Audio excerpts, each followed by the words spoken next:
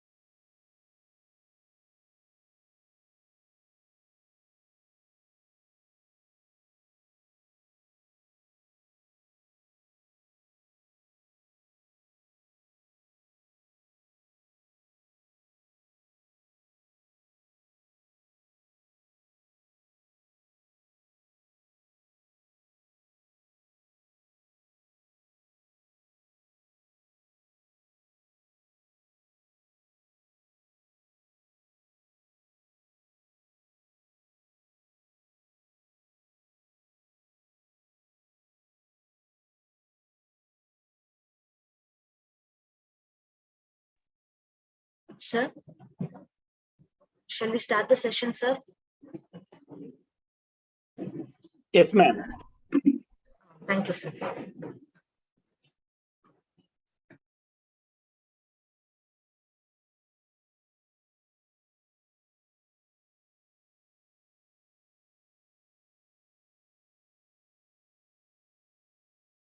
Upon humanity. We will not give up.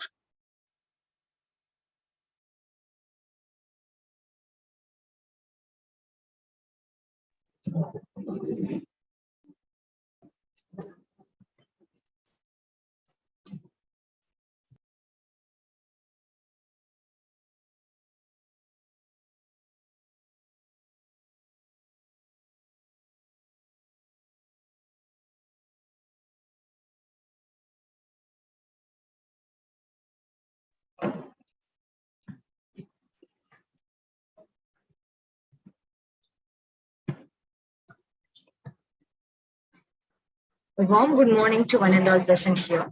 I'm Shweta from 2nd MSW. Very happy to host the second day of National Level Faculty Development Program on Integrated Faculty Development, Reinforcing Personal, Professional and Institutional Well-being, organized by PG Department of Social Work, Srimati Devkunar Nananal Bhatt, Vaishnav College for Women, Chennai. Today's session is on the topic of Strategies to Cultivate Teachers' Efficacy and Optimism by Dr. Jonas Richard. Let's start the day with the invocation of God.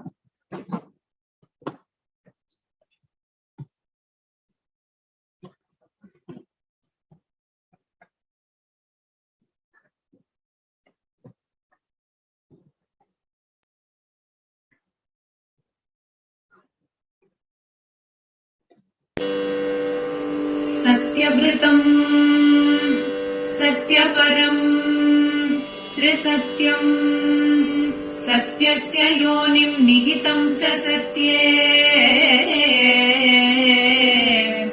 सत्यस्य सत्यम् हृतसत्यनेत्रम् सत्यात्मकम् त्वाम् शरणम् प्रपन्नाः वाणी गुणानुकतने श्रवणौ कथायाम् हस्तौ च कर्मसु मनस्तव पादयोनः स्मृत्याम् शिरस्तव निवास जगत्प्रणामे दृष्टि सदा दर्शनेस्तु भवत्तनूना नमो भगवते तस्मै कृष्णायाद्भुतकर्मणे रूपनाम विभेदेन जगत्क्रीडति यो यतः ॐ शान्ति शान्ति शान्तिः सत्यव्रतम्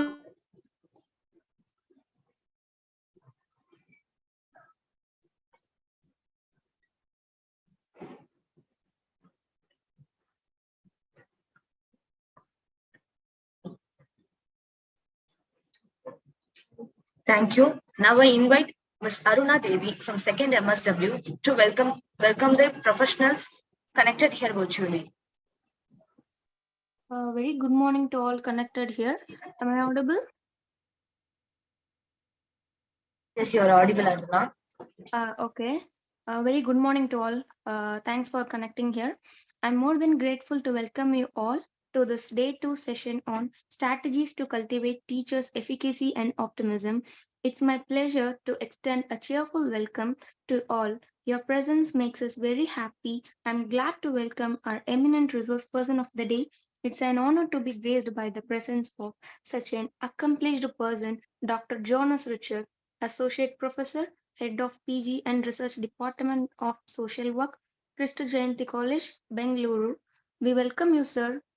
I also welcome our respected faculties, Ms. Priyadarshini, Head in charge of the Department of Social Work, Miss Jessie Steffi, Miss Florence, and Miss Sinzja. I finally welcome all the faculties from various institutions, research scholars, students who took their time to join with us and participate in this 3 days national level faculty development program. Once again, I welcome you all. Thank you. Have a great day. Thank you, Aruna. I would like to invite Ms. Divya from 2nd MSW to introduce our guest speaker. A warm greeting to everyone. I'm happy to introduce our resource person, Dr. Jonas Richard. Sir currently serves as the head of the Department of Social Work and also serving as the coordinator of the United Nations Academic Impact Hub for SPG at Kristu Jayanti College, Karnataka. Sir is an experienced professional specializing in life skill education, employee engagement, CSR consultation, implementation of action research, and promotion of psychological well-being. He is well-versed in psychology and counseling techniques. As a trained life skill coach, Sir facilitates regular training sessions in life skill education for schools, colleges, army personnel, and corporates.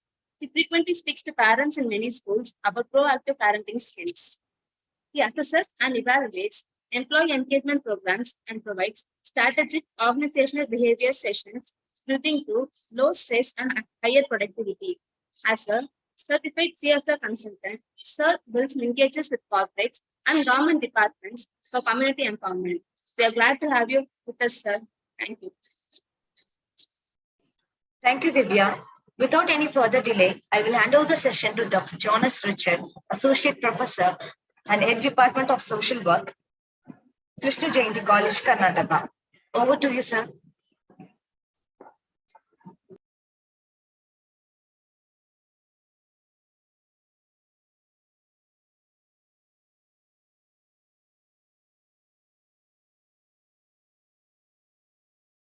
Okay.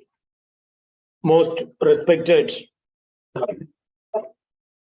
the organizers, the head of the department, Dr. Priyadarshini and Dr. Jessie and Dr. Florence and the other faculty members and delegates from across the country who are attending this 2-day FDP, and my own colleagues. I see a lot of my friends there, Dr. Kumarvel and others, and dear second year students of the college and who are taken an effort and initiative to organize this FDP. Thank you at the outset for this opportunity. And next few minutes, dear friends, though the option to, you can only raise hand, I think. So I think when you raise hand, they unmute and then you can speak. And we will make it more of an interactive session. But my focus today would be on how do we effectively engage students in 21st century. When I say teachers' optimism largely depends on the students' optimism. Unlike other profession, the teaching profession, the biggest challenge is we work on other human beings. A doctor works on other persons, the result is seen immediately. An engineer works on a product, the result is seen few days or a few months. Even a farmer who works with crops, the results are seen in one term. Whereas as teachers working with students, and especially our 21st century students who are highly dynamic with the flesh and feelings, emotions and energies, the results may not be immediate. It takes some time, one generation, for people to realize about the effort that we are putting. And that is what makes this profession unique, not just unique, also challenging. And every day the challenges are on the increase. Gone are the days the teaching profession used to be seen as 3-year preparation and 30-year reputation. It's gone. The postgraduate teachers attending here will know it. Unless you prepare for 2 solid hours, you cannot deliver 1 hour of good lecture. So, which means it is unique, it is challenging, it is dynamic. Earlier, if you know the subject, you are a good teacher, right? That's how we all grew up with our own teachers.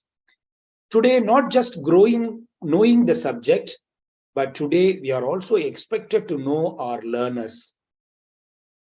And of course, COVID has taught us we should also know technology. Subject knowledge was considered as great.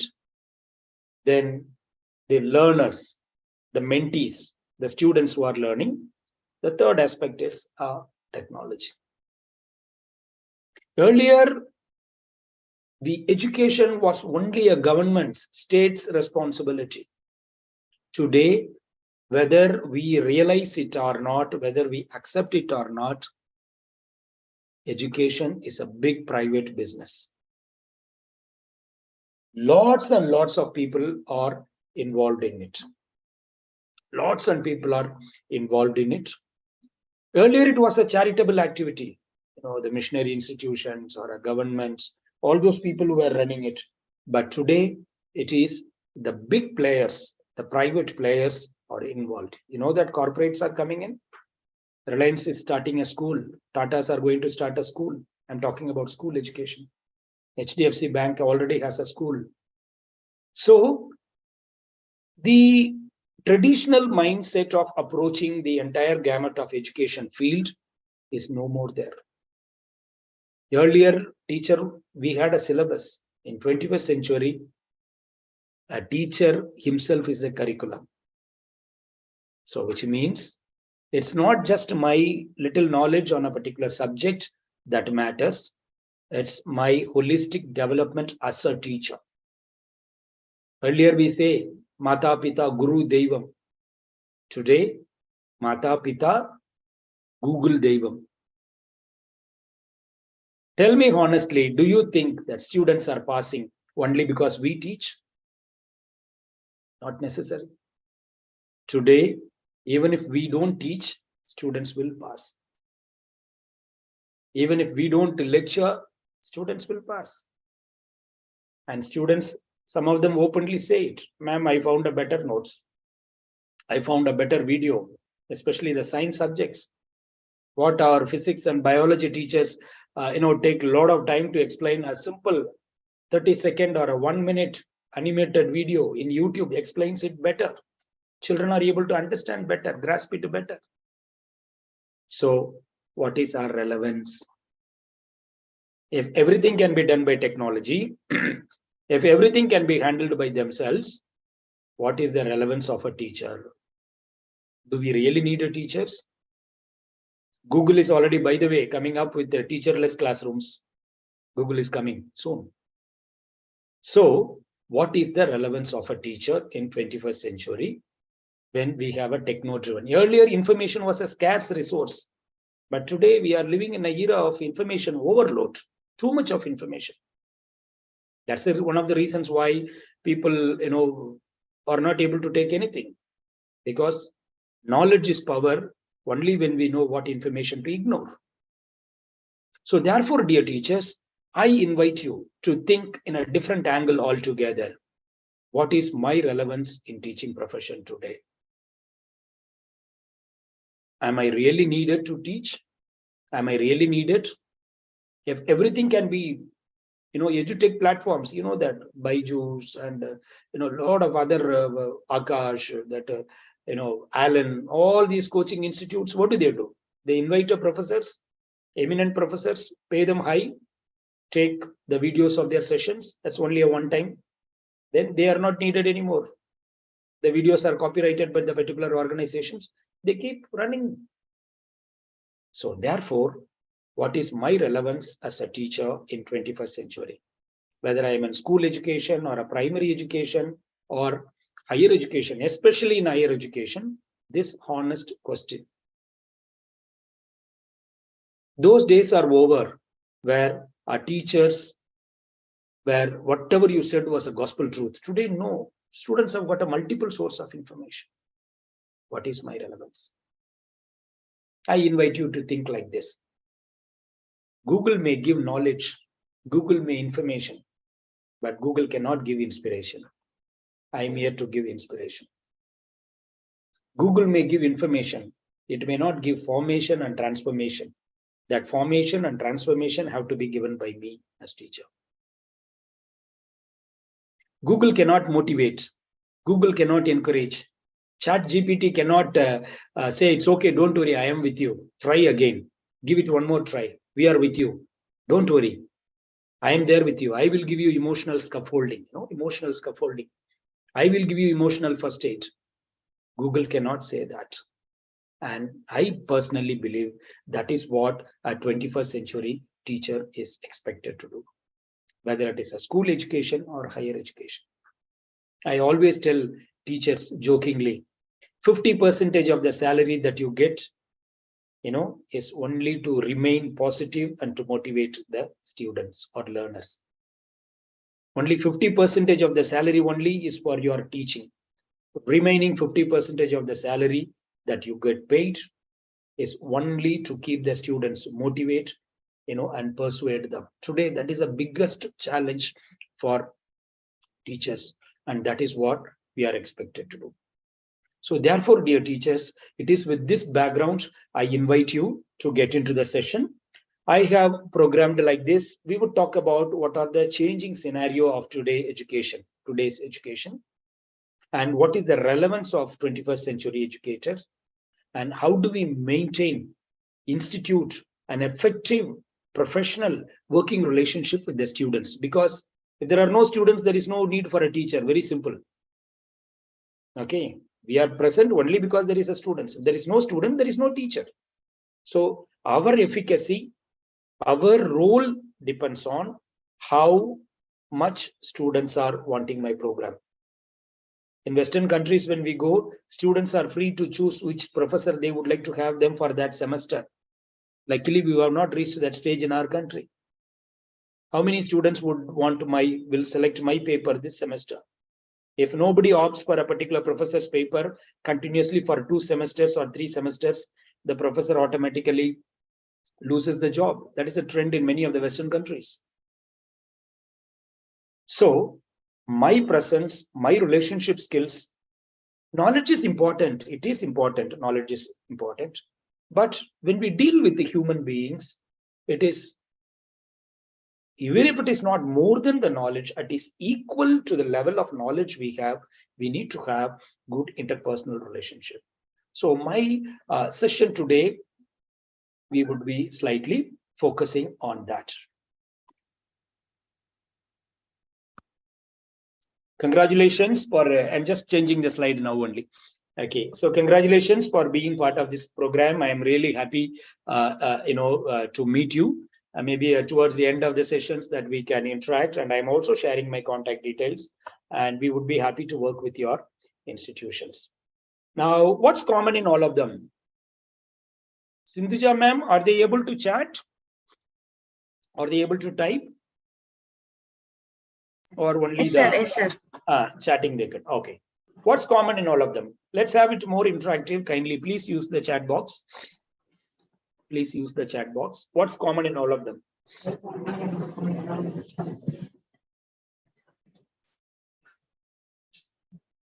Okay, before that, with due respect to all my colleagues, professors, and lecturers, students, please type yes if you are present here today. Let me know, because there is something called webinar fatigue. In corporates, people just log in and move out. So let me know if you are present here. Please type yes if you are here. Let me see how many are here. Sir, the chat boxes are disabled, sir. Oh, okay. They cannot. Okay, right. They can only raise, and they will be able to speak, sir, when they ask questions. Yes, sir. That's how I am able to conversate with you, sir. Okay. If you are responding via Q&A box also. Priyanka, Radhika, Bhatkar, and Satish. Okay, Q&A I'm able to see. Very good. Yes, Okay, okay. yes. Okay, okay. Priyanka is there, Satish sir is there. Okay, Pavana Kumar is there. Okay, okay, okay, okay. Okay, 1, 2, 3, 4. Okay, 4 are there. Okay, okay. Good. I hope the others also will join in a more active way. No problem. So friends, what's common in all of them? They're all brands, right? When I say brand, okay, whether it is Coca-Cola or a Canon or a McDonald's or a Dell or a Facebook or a Pinterest, Colgate, they're all brands. When I say the word brand, what comes to our mind? Brands are known for two things. Number one, it is expensive. Okay, a normal watch and Casio watch or I don't know. People are talking about some other brands of watches. Okay, so brand is always expensive. Number one. Number two, even if it is expensive, people feel pride in having the brand. Right?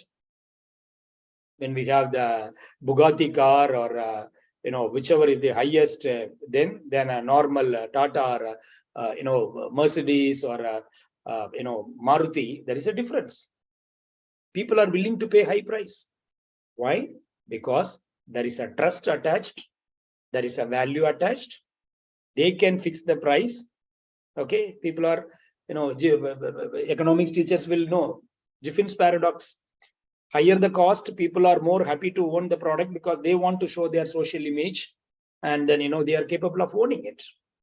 So I would like to invite you to think, what if, it's what I said, brand is not just the logo, it is the trust and the reputation a product has, right?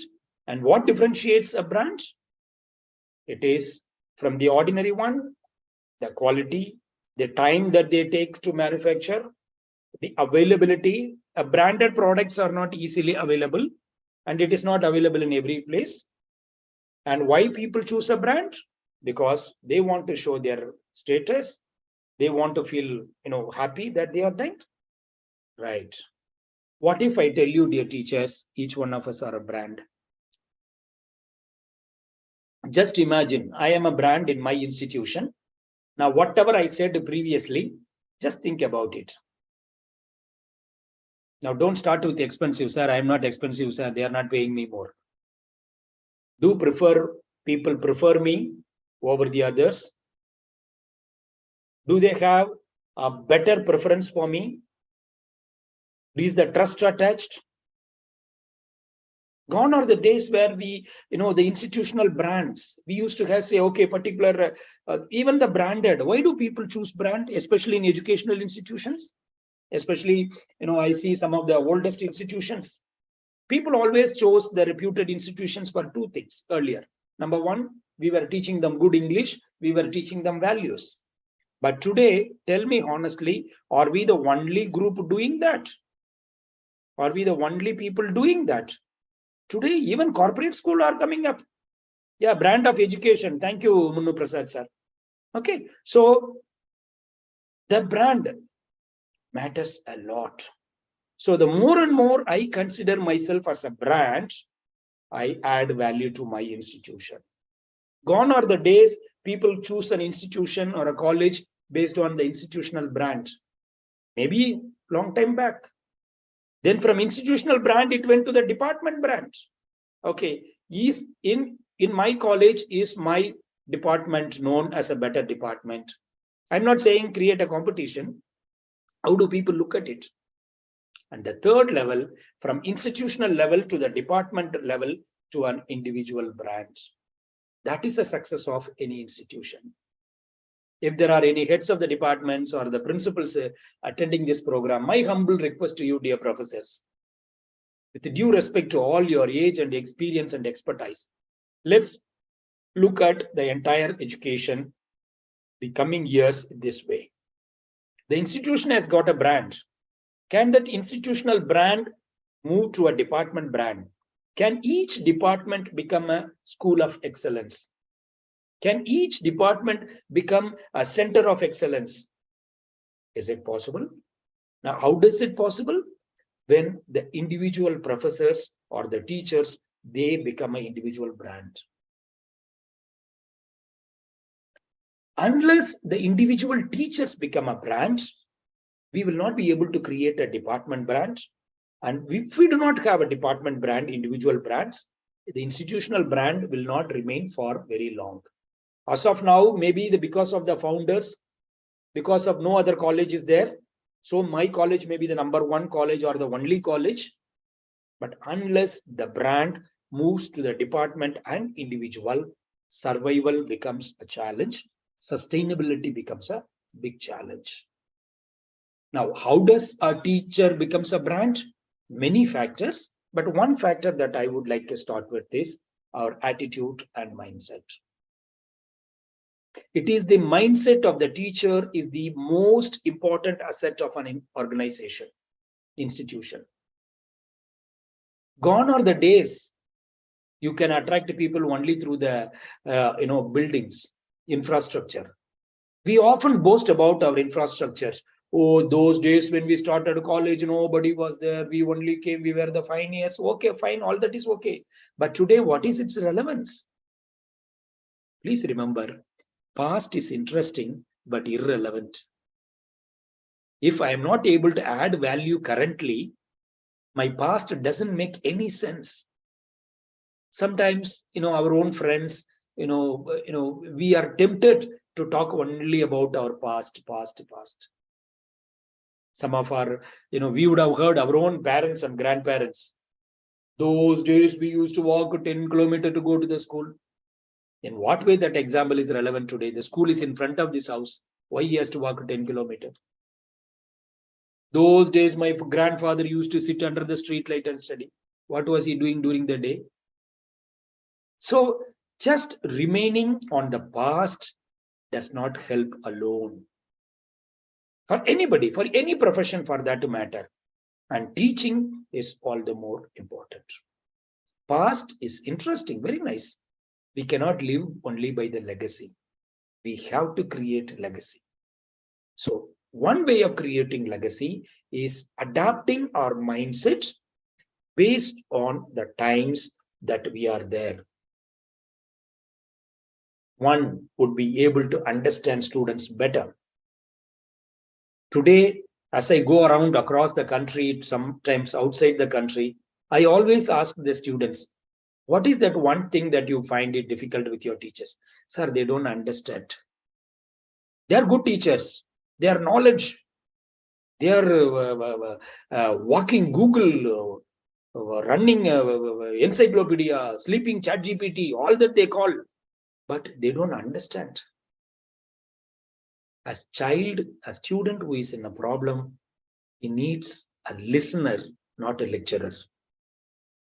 So can we adapt ourselves to the changing times? When I say it is not only our students who are studying, okay, I'm even referring to our own biological students, biological children, our own children. Our own children, am I able to understand better? Today, students are looking for it. Why only certain professors' classrooms are always with the crowded, why other classes are not worried? Yes, sir, I will talk about it, sir, how to, increase the productivity.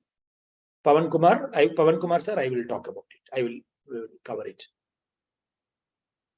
So the mindset of the teacher, I'm not saying we are wrong, okay? Please understand, I am not saying that. I have a great respect for all the people, professors, because we have put in lots and lots of years of service, or we would like to put it. Okay. So what is important is we should become adaptable, relevant to today's context. Unless we become relevant, we are not going to have a better productivity. It all starts with the mindset. That's what I said. Mindset of the leader of an institution is the most important. And next to that of the teacher. Why? Because it is our mindset which decides. Right. Before I move forward, can you quickly tell me which state are you attending from? Please. Karnataka, Bengaluru. Yeah. Bengaluru or others, you can either put it in the chat box. Yes, updation is required for all teachers. Which state are you attending from? Q&A, I think you are able to put it. Yeah, please type it.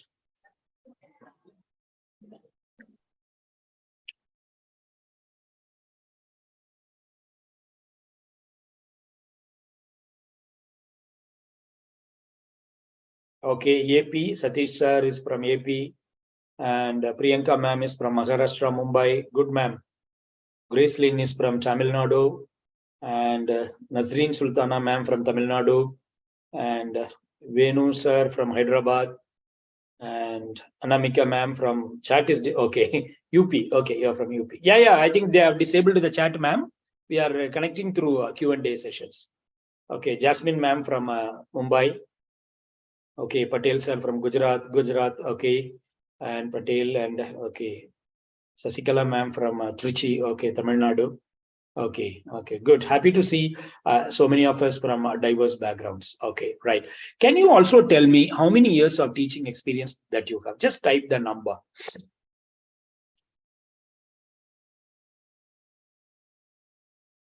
Need not put the designation, just put the number.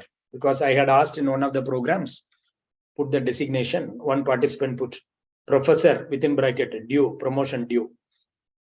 Okay, so you just put only the number of years of service. Okay, Minu ma'am 10 years. Anonymous attendee, if you can put your name, that is good. 5 years. Nazreen 3 years. Gracelyn first year, 1 year.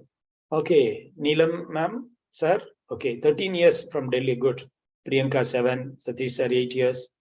Okay, Anamika 5 years, Patel 3 years. Okay, Sasikala 10 years. Okay, our own friend is there, Dr. Kumruvel. Okay, sir, thank you for joining, sir. Priyanka sir 3. Okay, Jasmine 6 and Munno 10. Okay, Anuradha, Department of Social Work. Okay, Tirupati. Okay, 33 years, ma'am. I think ma'am must be the senior most. Okay, about the age of retirement. Thank you, Anuradha, ma'am. Okay, thank you for joining. And okay, 5 years. Shobha 12 years. Okay, Vajiha. Okay. Thank you. Right. Just wanted to know the background. Okay, right. Now, how many of us are in a leadership position? How many of us are in a leadership position? Either you are a coordinator or a head of the department or heading a center or heading a department. Just say me. Okay, Shankar sir, 25 years. Okay, Shobha 12 years. Okay, 25 years.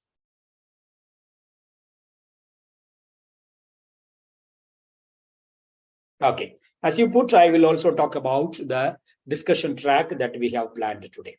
So friends, our discussion would move in this direction. That is, first, we would talk about why the role of a changing educators we need to understand. As I told you, gone are the days where 3-year preparation, 30-year reputation. Those stages are over. Unless you prepare every day, you may not be successful. And we need to become more and more relevant. So that we are going to discuss today for some time. Then we will move on to specifically the entire teaching industry has changed post-COVID. Okay, we will talk about a little bit. And I request you to contribute, especially when you talk about post-COVID challenges, because still recently I was counseling a boy, 10th standard, but he was during the COVID period, he was so much addicted to, gadgets and technology. Today, this boy doesn't want to go to the school. Whole time he wants to sit at home and keep playing on the mobile. 10th standard, parents are so much worried. And each day he's saying a new mobile with the new configuration. And when I, without mobile, his hands are, somewhat like this. So big challenge. I'm sure if you have some challenges, if you are observing in some behavioral differences, kindly, put it in the chat box. Let us see. Then disciplinary issues. And one of the biggest reasons why a teacher becomes enemy for students, especially in higher education, is how do we handle the punishment and disciplinary area? Okay. And sometimes it can, be very, very dangerous. Sometimes these people can kill our own profession. 20, 30 years, you would have been a very good teacher, professor. Nobody would have known you. Just give one slap to one boy. Tomorrow morning, you can see yourself in a Times Now or India Today. Okay, so much is the power of the learners. So how do we be very sensible and sensitive that we are going to see? Mental health concerns are a major concern in 21st century, especially during post-COVID. And we are all called cyber educators. Okay, so what is our role as a cyber educators that we are going to see? Then we will also see how do we move from education to empower. That's where what sir asked. I will give you some suggestion. How do we move from just to information givers to a what do you call formation providers and transformation creators? From information to a formation to a transformation, we need to move. Okay, and that is what is expected of a 21st century educator. And how do you manage a relationship, especially with the parents and other stakeholders? There are a couple of theories I would like to discuss. Stakeholder management theory, because gone are the stage where people were looking up to the institution and whatever you said they believed. Today everybody is playing an active role in your institutional growth, whether you like it or not. Okay, a simple example, a small tea shop, a Xerox shop fellow in front of your college, he's an important stakeholder. Okay, traditionally we have been ignoring these people. Today he can decide who will come inside, because today we are living in an information era. These people can simply create false information. I'm not saying go and bow down, but beware of all that.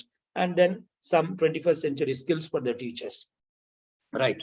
So something about the type of learners that we are dealing, in today's century. What's wrong in this picture? Can anybody put it in the Q&A box? What is wrong in the thing? And if you are able to, unmute and speak also, it's okay. What's wrong in this picture? Nagalakshmi ma'am, for everybody it is disabled. You please use the Q&A box. Anybody would like to unmute and speak? What's wrong in this picture? Friends, professors will make it more interactive. Otherwise, it's a one-way. It's a concept of understanding, remembrance, analytical, creativity. Like Sir, how we need not say. go for such a big elaborate technical words. What is, as you see this man, what is wrong in this? Is he doing right? No, it's No, wrong. sir. No, Wrong. it's completely wrong. Wrong. What is Yes. wrong? Suppose you He ask has this a person. he has a lead. He has a ladder to use it at the appropriate way, but he is not using that ladders in an appropriate Exactly. way. Thank you, sir. You're Appreciate welcome, it. sir. Dear friends, this is exactly what we are dealing with students today.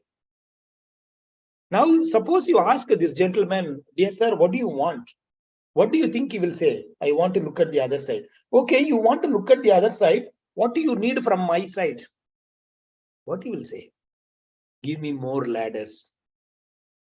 All of us know by collective human experience, what he needs is not more ladders, knowing how to use one ladder. So it is not the information that is lacking, the skill to use one ladder is lacking. Dear friends, that is the biggest challenge, not just today in the classroom, globally. You know that in the last, I think today, July, by June 15th, we have surpassed population in China. You know that. We are number one in China. I mean, population in the country, no more China. The biggest problem is, though we have a manpower, the largest populated country in the world, people do not have skill. Many are unemployable. People do not know anything. We cannot give them any job. By 2050, any part of the world you go, 1 in 5 will be an Indian. That's what they are predicting already. Any part of the world you go, 1 in 5 will be an Indian working there. But the problem is, we have not equipped our youngsters with the skill. The biggest challenge today as educators in the whole country. That's why the government is focusing so much on skilling India, giving us so much importance. NEP, if you have started implementing, it primarily talks about skilling, because only we are going to lead the world. Our youngsters are going to lead the world. But problem is, without any skill, how do we manage unemployment? Unemployability, you cannot employ anywhere. So the basic essential skills are missing. So this is the first challenge for a teacher, the type of learners that we are dealing. What is wrong in this picture?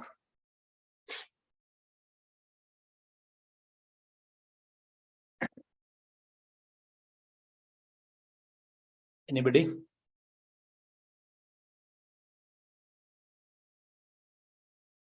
Like Yes, Munnu observation. sir. Please go ahead. Observation and the perception is different. The elephant is painted into a zebra color. Okay. So the observation, the things are important. Okay. Yes, sir. Okay, good. Anybody else, friends? Anybody feels any other version of this?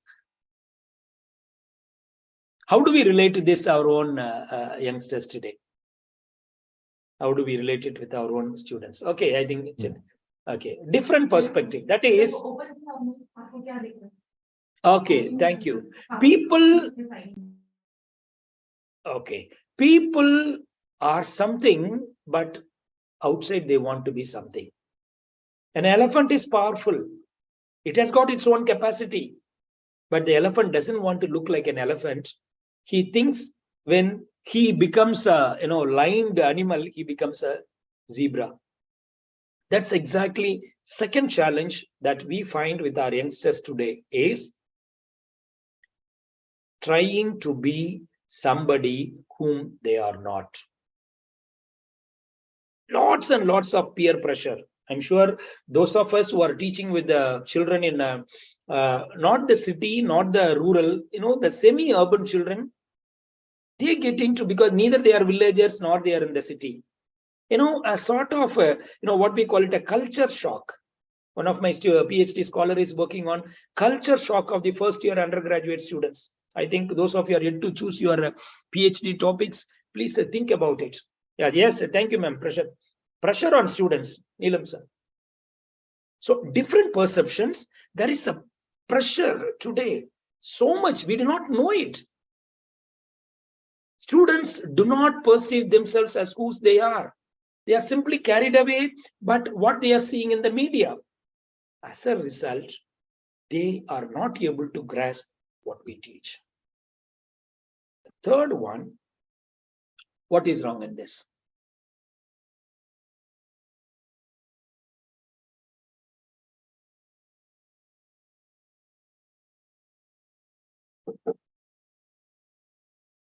Yes, Munubra, they tell or behave, they know everything. Yes, that's one biggest challenge. I'll come back to that. Today, they think they know everything. They are like one puppet. Looking very colorful. Small problem, they are not able to handle. Okay.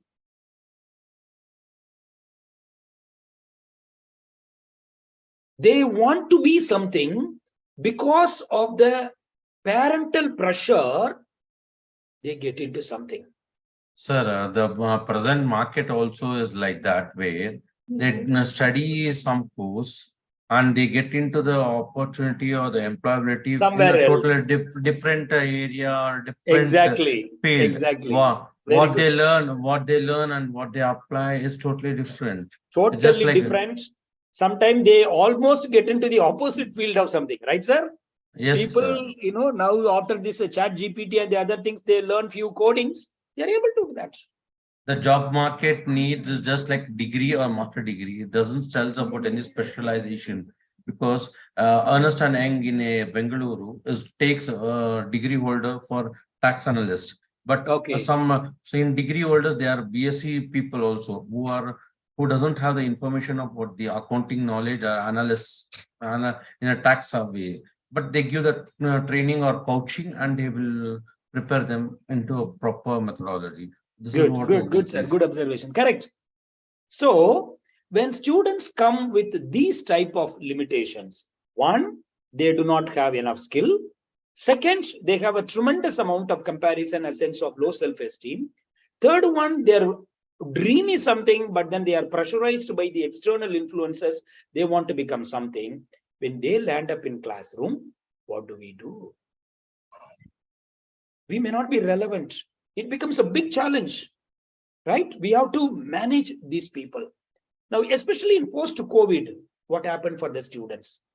The biggest thing is their sleeping pattern has changed, right? Either they sleep more or they sleep less. They are not able to concentrate. Increased use of coffee or a tobacco or whatever it is. A loneliness.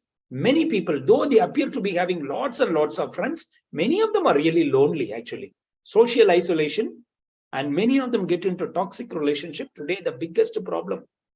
Okay, anxiety, stress, fear of future, financial health concerns.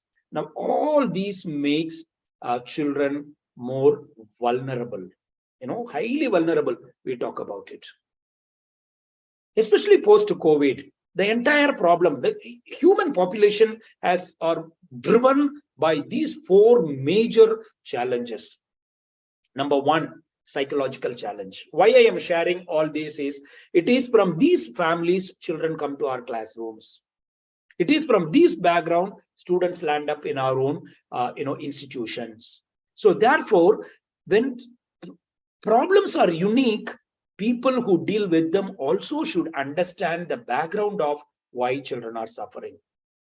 For example, the first hour, a student is regularly coming late. What all can be the reason? Can somebody tell us now that the chat box is open? 9 o'clock the class starts. Every day a student is coming 9:30. You talk to him, you advise him, you take him to the head of the department. Beautiful. Thank you, Munubra. Transportation may be a challenge. He may be walking and coming. Parents may not have taken initiative. Beautiful, Dr. Kavita. He may be doing a part-time job. Okay, waking up late, there is a percentage. That's a big number. Then what else could be the reason? Waking up due to poor lifestyle, laziness. There are students who also, they put that newspaper in the morning, the habit, lifestyle disorder, late night using the phone, usage of mobile, not interested to attend the class. Credit should go to that first hour professor. Lack of proper counseling, not interested to study.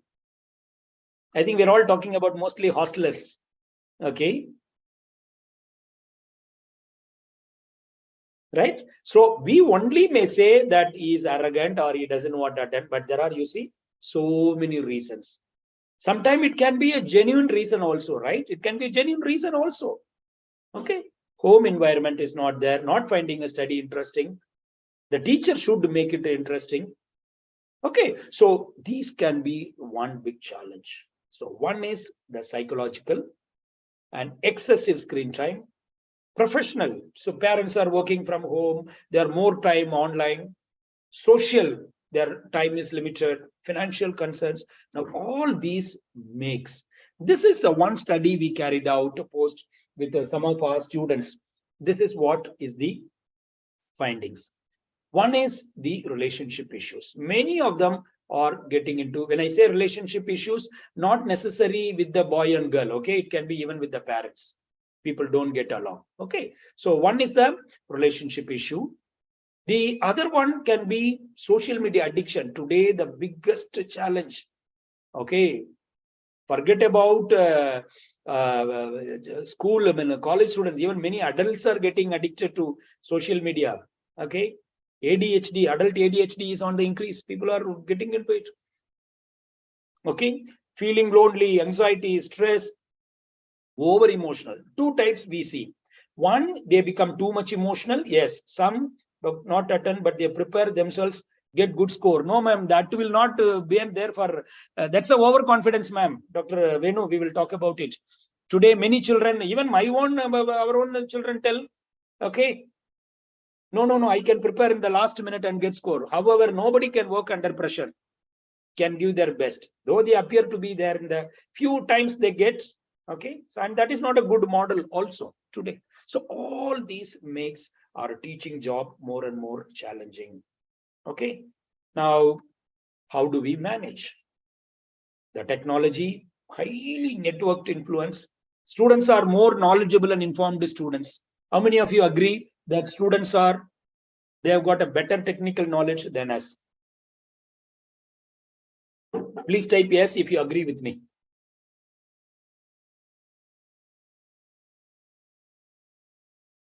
Thank you. Good. All of us have agreed. That means we know 25. We are already at 21st century teachers. Very good. I'm happy. Yes. Little over smart.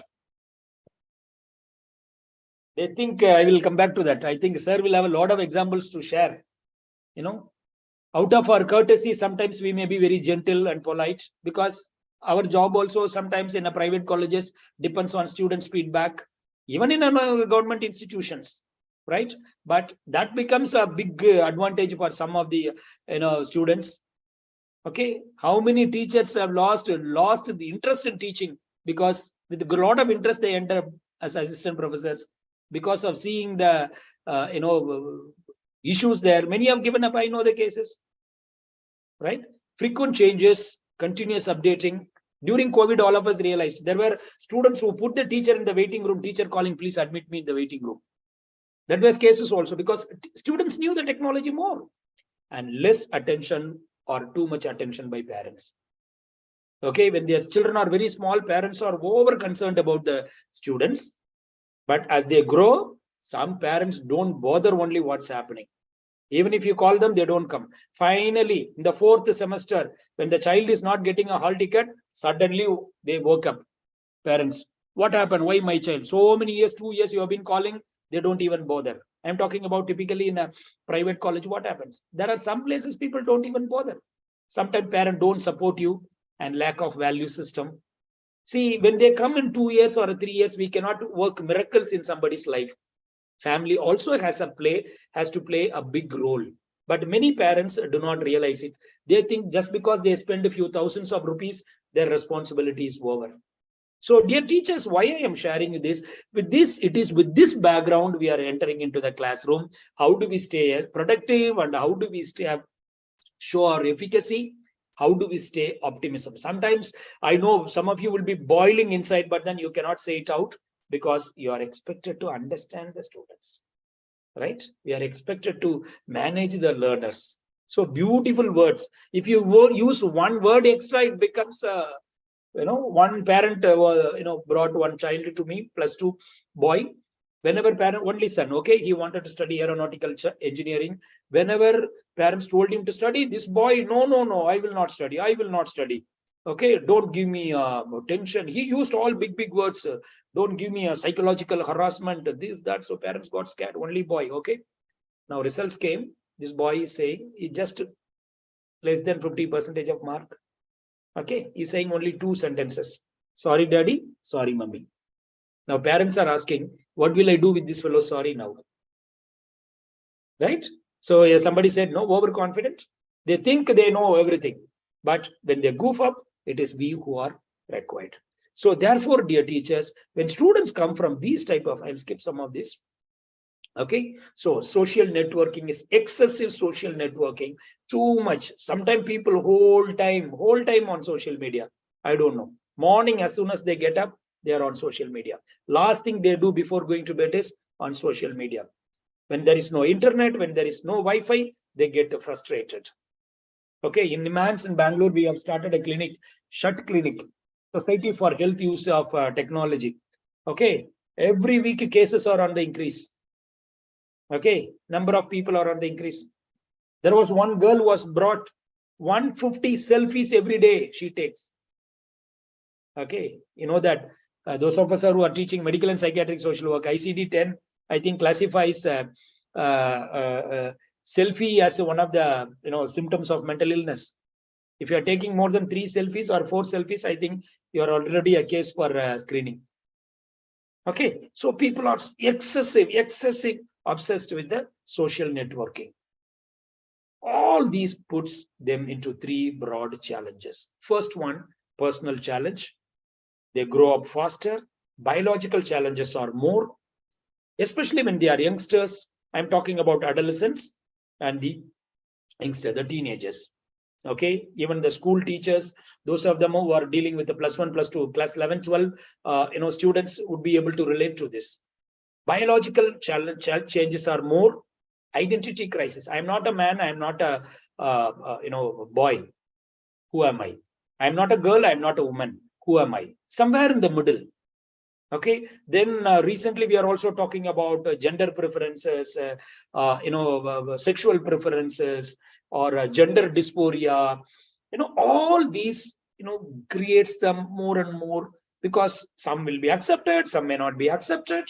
So their own personality itself is going through a tremendous amount of challenge, right? I can have a struggles in life, but when my life itself is a struggle, living itself is a struggle, forget about education. What do we do? Okay. Second one, academic challenges. Over pressure from parents, I've seen. Okay. Over pressure from parents. How many of you, the parents sitting here, you will allow your child to study what he wants, she wants? Please be honest. Sir, I don't have any preference for what my child should study, but let him study he or whatever he wants. I will finance, or I don't know, I will take it. Nobody? Oh, very good. Munnu Prasad sir. Only one. I always ask this question. A doctor wants a son to be a doctor. Okay. An actor wants son to be an actor. A politician wants son to be a politician. How many of us as teachers want our own son or daughter to be a teacher? Okay, Malvesha Ramma. Okay, his wish only, ma'am. Okay, Priyanka, her wish only. Okay, their wish. Okay, good. We have a wonderful teachers here. So nice. Okay, it doesn't happen in all the families. Okay, that's a sad reality. It doesn't happen in all the families. Many parents are, I'll tell you, dear teachers, for many parents, okay, so okay, I would suggest some options, but they have a final, very good adjustment, ma'am. Okay, for many parents, children are their unfulfilled dreams. I could not become a doctor, but I can be a father of a doctor. Okay, I couldn't become this, but I can be a mother of that. Okay, this is a one pressure. Second pressure is schools. Okay, okay. Yes, reasonable counseling is required. Reasonable counseling is required. Okay, but final decision should be left with the children as long as they feel. Or if they do not know, it's okay. But we pushing our dreams on them is not good. Yes, career guidance is required, ma'am. I'll talk about it later. Mentoring, I'll talk about it towards the end. How this is what good, I'm happy. This is what a teacher is expected to do. Give them the right guidance. Okay. It is not that always, submitting the fieldwork report or writing the assignments on time. It is required. We teach discipline. That is okay. But that should not be the only criteria to judge a child or a student. Okay. Schools put pressure, colleges put pressure. The third one is the students today are going through peer pressure, media influence. As a result, they become unique creatures. Okay. So how do we manage that? Any institution, somebody asked about productivity. It also applies to an individual. As a teacher, I can take any one of these positions in my teaching career, right? Either it's based on the Abraham Maslow's theory of hierarchy of needs. Please look at the diagram very clearly. The first one starts with the survival. Maybe I entered the profession, okay, for survival.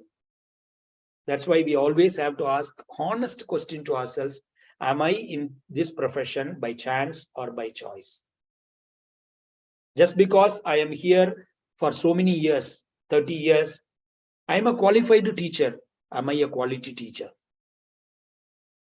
I am a qualified teacher, but am I a quality teacher?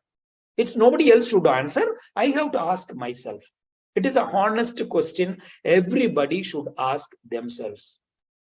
The answers that we get will help us where we are here today. A person can be either just for survival in this profession or security. Okay, I would like to have my own house, my own bank balance. Even for institutions, okay, we would like to have a pay for the teacher's salary properly. I would like to create more admissions. All that is okay. Third one, we would like to create a success. We want to be known as a #1 institution in our state. I want to be known as the best teacher. All that is okay. the final one, the ultimate one is significance. Success of a teaching profession depends on how quickly I reach the last level. Maybe I start with survival. Nothing wrong in that, okay? Nothing wrong in working for survival or a security or a success. We are all normal human, ordinary human beings, simple human beings with common desires and likes and dislikes. But what is important is how soon do I reach the last stage? Significance. Now, what do I mean when I reach the significant stage? When I reach significance, my only presence in the profession is only to, number one, my presence is significance. Number two, I make significant contribution in the field of education. Third one, I become significant for every learner who comes to me. Every student who comes to me is touched by my care, kindness, my knowledge input, above all, my psychosocial understanding of that learner. Because 20 years later, students will remember not what you taught, but how you taught. I repeat, 20 years later, what students will remember is not what you taught, but how you taught. So therefore, our significance, the earlier we reach the significant level, thank you, ma'am. Earlier we reach the significance level, it will create a lifelong impact on the learners. It is a beautiful, no other teacher, no other profession has got this amazing opportunity. When you are a banker, once the transaction is over, people forget you. Tomorrow, they may not even know who you are. 20 years later, senior professors would agree with me. You are still in touch with some of those people. Students come back only to look at you. Just give me 1 second.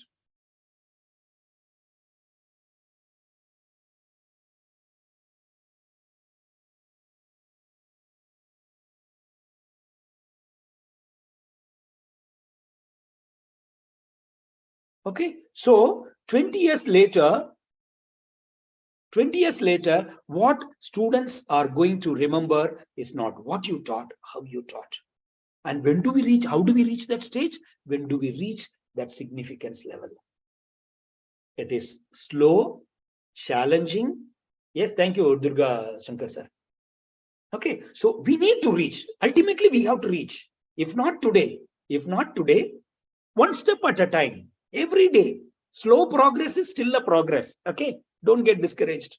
Slow progress is still a progress. Thank you, Gayatri ma'am. Okay, so we need to reach that stage. When we reach, we are able to have more optimism. We are able to have more productivity. Now, another model. Up to now, till 21st century, we were only talking about information, knowledge giving. Today, knowledge giving is replaced by other mechanisms. Google is there, ChatGPT is there, AI tools are there. So what do I do now? Definitely you cannot overtake Google. Definitely we cannot compete. So more than giving a knowledge, of course, with the giving knowledge, from information, we have to move to formation. We form them as a good human being. Okay, two things only. Give them good education, make them a disciplined and responsible human being. Forget about it. That's enough. Make them a responsible human beings. Today, I do not know, that's what is lacking in many places. I'm not saying everybody. Some are really have reached the significance. Some of you may be attending here. I salute you. Others, I would invite you to reach that stage very soon. Okay, we have from information, we have to move to a formation, and finally, we reach a transformation stage. The real essence of education is not to give employment. Please let us be very clear. Of course, we have misunderstood NAC criteria or other ranking, NIRF ranking. They may all talk about the employability. All of us know.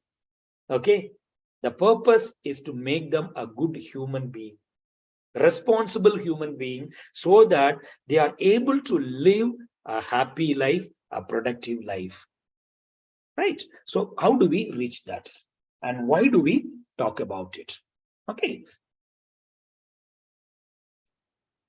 Challenges are more. Okay. So today the challenges are more. We have to prepare people for the job.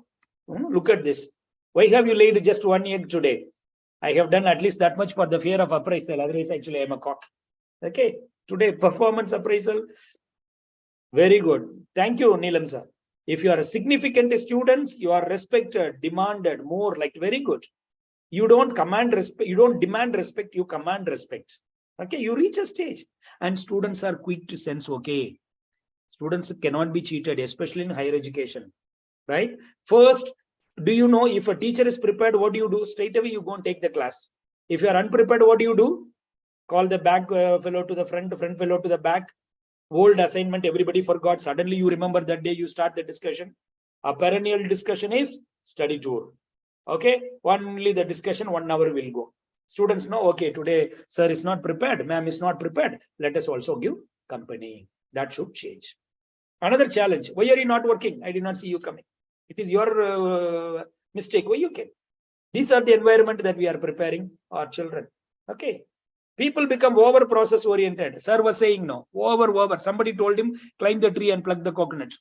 Okay. Today, people have become over process oriented. Okay. So the real education doesn't help people. Okay. Leadership. When they become leaders, what happens? Neither they are able to move forward nor they are able to give up. Big challenge they face. Friendship is a challenge tomorrow. They will have appear to be having a lot of friends, but then in terms of emergency, nobody is there. Sometimes those of the coordinators, HODs would be able to agree with me. Sometimes you feel, sir, so many people are with me, sir. In times of final NAC visit time, nobody wants to help me, sir. I am all alone, sir. Especially the documentation in charges. Not everybody, few I am saying. Okay, so these are all the biggest challenge. Another big challenge that we are facing with today's children, as teachers, we must be aware is helicopter parenting. Some parents are overprotective of their children. Wherever the child goes, they call the child in the morning, afternoon, evening, what are you doing, how are you doing? Over excessive pressure they put on the child. Okay, I had a very interesting experience 2 years before. One whole class, the mother, only child, okay, the child, only daughter, she was staying in the hostel. Every day mother would call morning, where are you, what are you doing, which dress are you wearing, have you reached, what did you eat? Excessive. At one point of time, the daughter got so fed up about micromanaging of the mother, the child doesn't pick the phone. Immediately the call would go to the classmates. Where is she? Has she reached? That. Can you imagine the whole class joining together, blocking one number, that is this particular girl's mother's number? They are telling me also, sir, you also block, she will call. I said, I cannot do that. I am supposed to be available for the parents when they call. Okay, so some parents are over, it's not actually protection. Okay, please talk to such parents. We are only irritating the children. Children don't like that. Okay, and over expectations, right? Same boy should become doctor, engineer, lawyer, everything. How is it possible? One parent came and told me, sir, I want to put my son in a basketball coaching. I also want to put him there in volleyball. There is a cricket academy. All that he wants one son to become. I asked, sir, how many you are good at? Nothing, sir.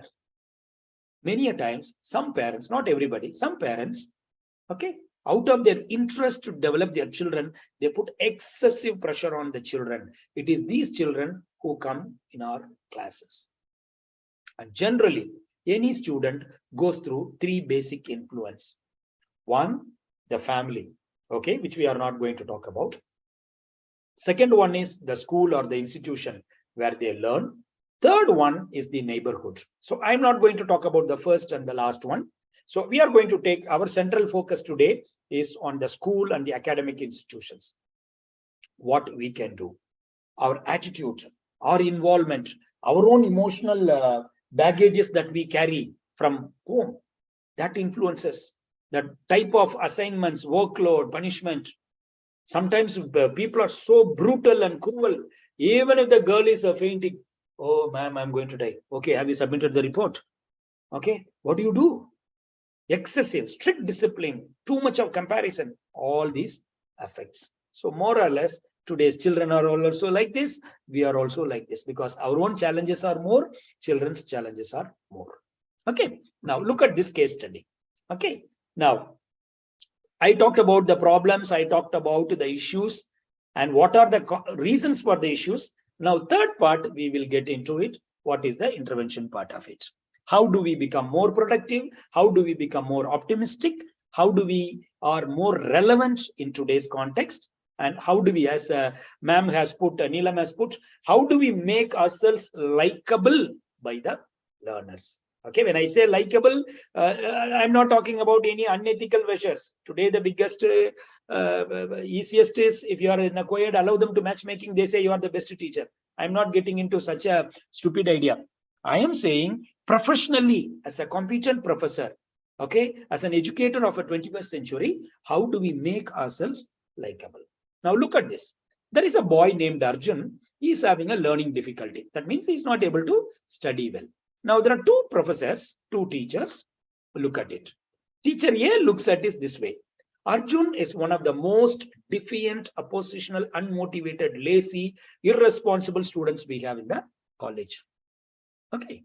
Now, look at teacher B. She says, I have a different view. I think Arjun is really struggling out with learning, and we should figure out the best way to teach him. Now, initially, when you look, you may think that they are talking about two different Arjuns. Actually, they are talking about same Arjun. So therefore, dear teachers, this is what I wanted to say. A teacher's mindset has got. Okay, I have three questions. First question, if you agree with this, okay, say yes. Mindset of the educator is the most important asset of an organization. If you agree, say yes. Thank you. Second one, mindset of the educator is very crucial in determining our teaching practice. Very good. Thank you.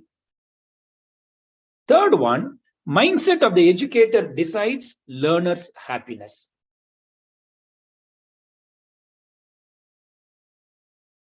Thank you.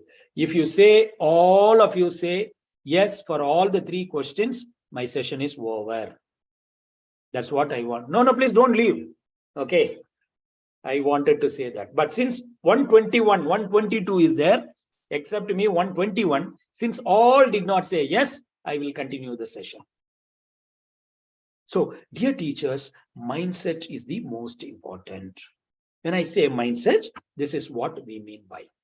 Our teacher's mindset, educator's mindset has got a direct relationship to students' behavior. It's like this. As I enter the class, when I feel, okay, I'm going to give the best input today, students are going to be active, automatically students will be active. Imagine the moment you enter, oh, this batch, again I have to go, this class, useless fellows, how do I manage them? So when I go with that attitude inside the class, what will I be able to do? Okay, how do I teach? That becomes a challenge. So look at this. When teacher can have a view of Arjun, Arjun also can have a view, no? Look at this. This is view of Arjun on teacher A. She hates me, but that's okay because I also hate her. Good student, no? I won't do any work in her class. In her eyes, I am a failure. Whatever I do in her class is never going to be good enough. And last thing, she doesn't expect me to pass. Why even pass? Meaning, why to disappoint my teacher by passing? When I pass, she gets upset because she decided I am unmotivated, lazy, irresponsible student. When I pass, that teacher will be disappointed. Let me not disappoint, let me not pass. You see, our attitude has got a direct and significant impact on students' attitude. Teacher B, Professor B, this is the attitude. I like her. She went out of her way the first week of class to tell me something. She said that I knew I was having trouble with the learning.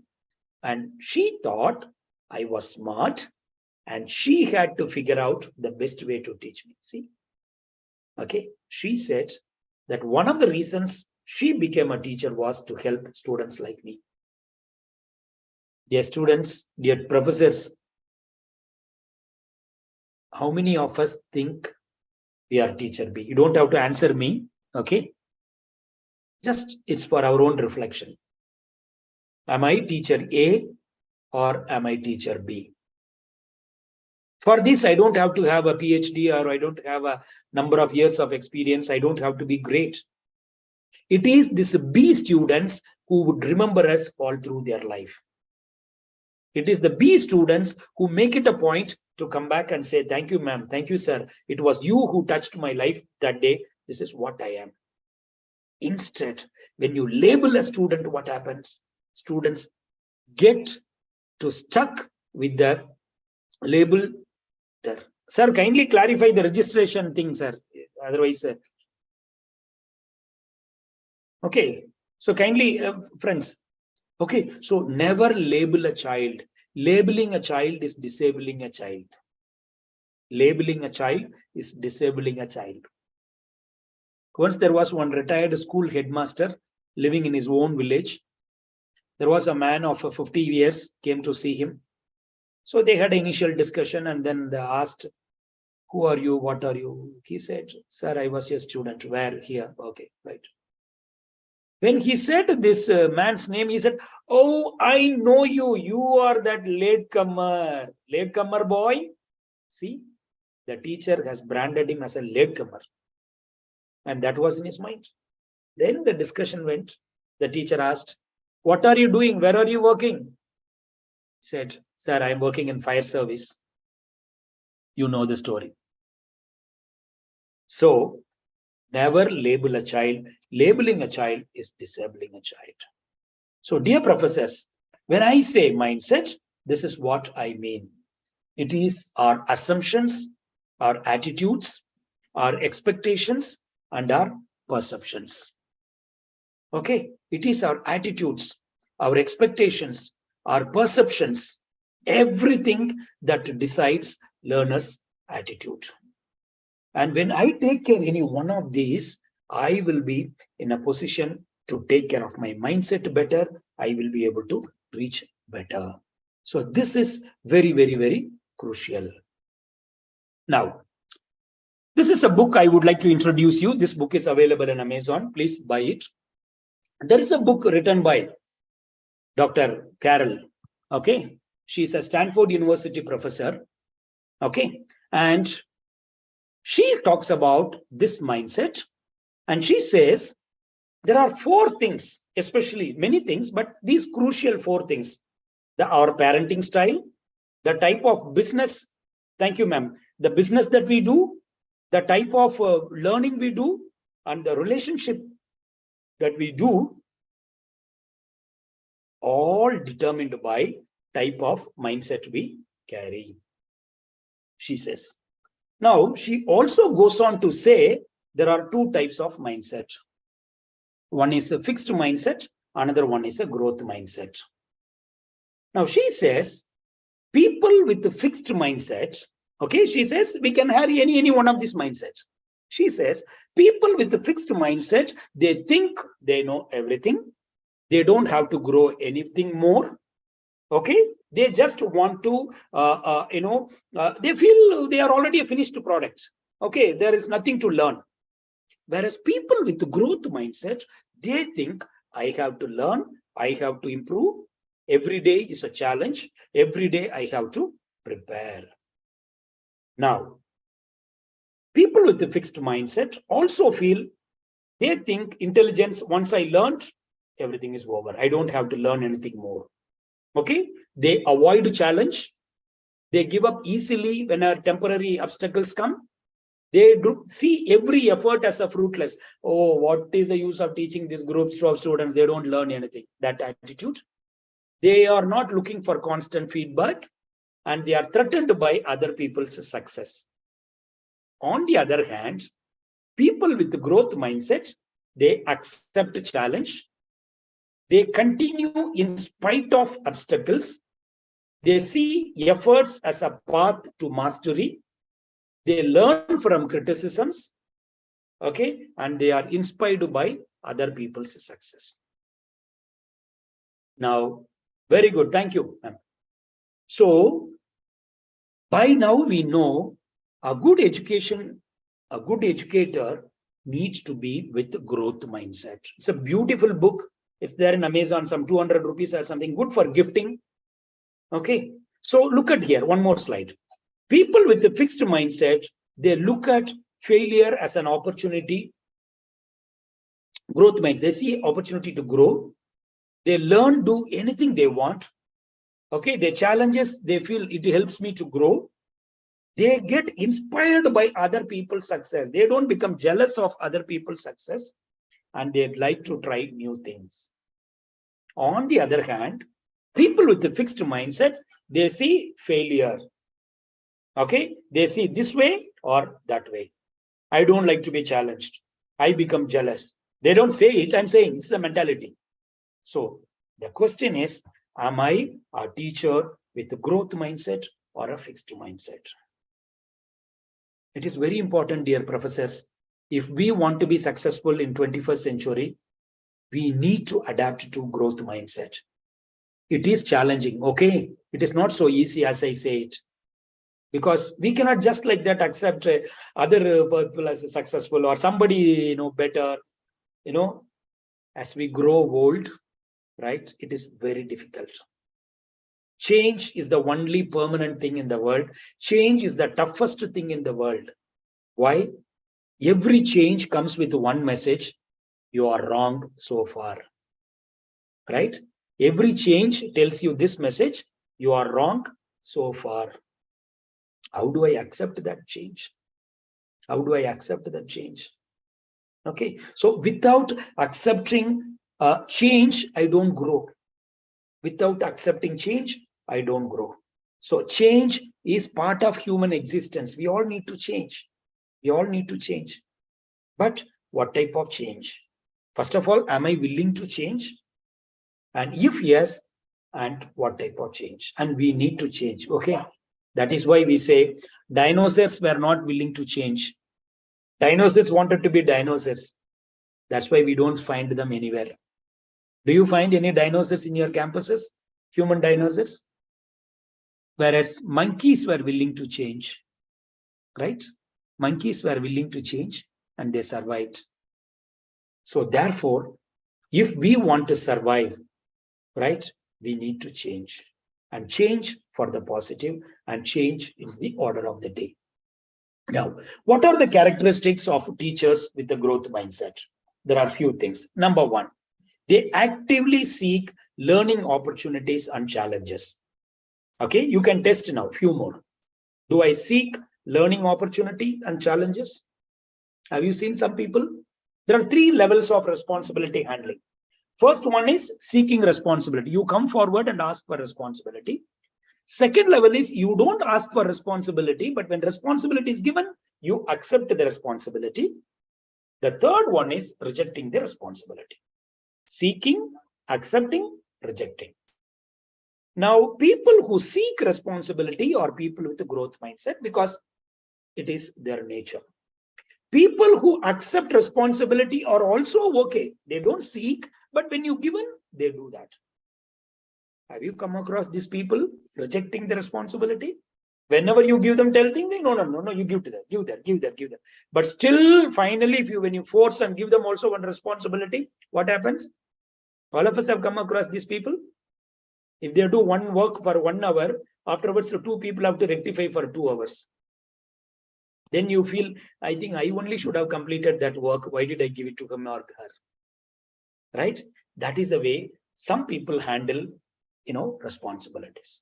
But people with the growth mindset, they seek responsibility. First one. Second one, they seek setback. They see setback as a feedback. Every setback is a feedback. Right? If they think they can learn from everywhere. They see it as a breakthrough, not a breakdown. Every breakdown is a breakthrough. They see it. Third one, they take responsibility for improving their practice. They take responsibility for improving their practice. They want to, because they want to improve in their life. Fourth one, they think carefully about the language. They are very mindful of their words. Okay. Today, words can be swords. Please understand, dear teachers. Okay. Sometimes the one word that you speak or a type. Okay. I'll come back to that. Something on somebody should remind me today. At the end, I will talk about what do you call a digital distance with the learners. Okay. That's very, very important today. Okay. So how do we maintain a digital distance with the learners? Okay. Right. So that's about the words. And the last one, they have a high expectation of their students. Okay. All the five are challenging ones. They seek responsibility. They look at every setback as a feedback. They take responsibility for improving themselves. That means they know that they have to improve. They are very careful about their words and they have a very high expectations. It is a challenging process, but when we do, we will be able to do it better. That is why somebody said, mindset is like an iron. Okay. Nobody can destroy, no metal can destroy iron, but it gets destroyed by itself. Iron gets destroyed by itself. No other metal can destroy. Same way, we as a human beings, and we, especially in our teaching field, when we have the right mindset, growth mindset, positive mindset, we will become an asset for every. Thank you, Dr. Venu.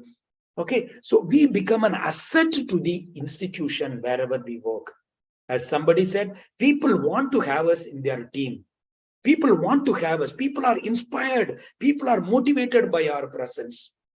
Okay, thank you, Neelam sir. So therefore, I have to check myself as a 21st century educator. Do I have a growth mindset or a fixed mindset? Look at this, another book. Okay, earlier book I told you to buy. This book I'm telling you not to buy because this is very expensive. You can buy one book and put it in your library. Allen and Mayer, they are talking about a concept called organizational commitment. The name of the book is Commitment in the Workplace. Okay, now they talk about, these two authors talk about three types of commitments.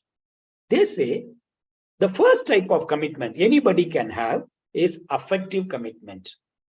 Affective commitment refers to commitment which is emotional. People with this commitment are more attached to the institution, their organization, their job. So they come to job because they want to come to job. Second one, it is called continuance commitment. This is also called a business commitment.